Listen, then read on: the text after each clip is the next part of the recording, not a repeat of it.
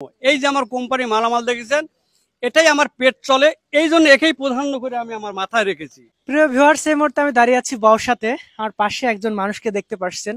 আসলে তার চাল চলন, কথাবার্তা এবং শরীরের গেট আপটা পুরাই ইউনিক, অন্যরকম একজন মানুষ। বাড়ি হচ্ছে কুমারগাড়া, প্রাণের এছাড়া জি জুয়েল ভাই। জি জি।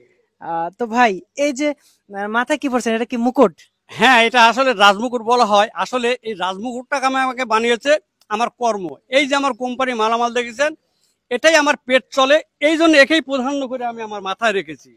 আচ্ছা, আপনার এই মুকুটটার দাম কত? আচ্ছা, এই মুকুট টাকা দিয়ে হয় না, ভালোবাসা কোনোদিন টাকা দিয়ে কিনা যায় না।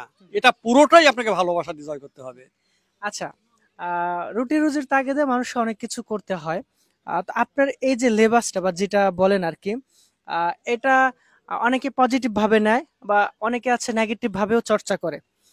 তো কখনো কি মানে কারো কাছে এরকম ভাবে হ্যারাসমেন্ট বা কটু কথা শুনছেন? হ্যাঁ, দেখেন, আসলে আমি মনে করি যে আপনার যখন শিশু বাচ্চা আছে, শিশু বাচ্চাগুলো তো করে হাঁটা জানে না, ওকে কিন্তু কোলে করে করে আপনি হাঁটা শেখাতে হয়েছে। তারপর ওই সন্তান যখন বড় হয়েছে তখন কিন্তু আপনাকে সে চালাইছে। ঠিক এগুলো আমার এসে বাচ্চার মতন, এরা কিন্তু হাঁটতে পারে না। আজ আমি কোলে করে করে এদের হাঁটিয়ে নিয়ে বেড়াচ্ছি, কালকে দেখবেন এই আমাকে হাঁটিয়ে নিয়ে বেড়াবে, তার কারণ মানে সে আমার সম্পদ। আচ্ছা, মুদ্রা কথা হচ্ছে এটা দিয়ে আপনার পেট চলে বা হ্যাঁ হ্যাঁ, রাইট। সামনে এটা আরো ভালো কিছু হবে ইনশাল্লাহ। হ্যাঁ তো হ্যাঁ হ্যাঁ। আসলে বুঝতে পারছেন আমার জুয়েল ভাইয়ের কথার মধ্যে কিন্তু সহজ সরলতার আভাস আমরা পাই আর কি। তো যাই হোক ভাই, আপনার জন্য শুভকামনা রইলো। দোয়া করি আরো ভালো কিছু হোক ইনশাল্লাহ।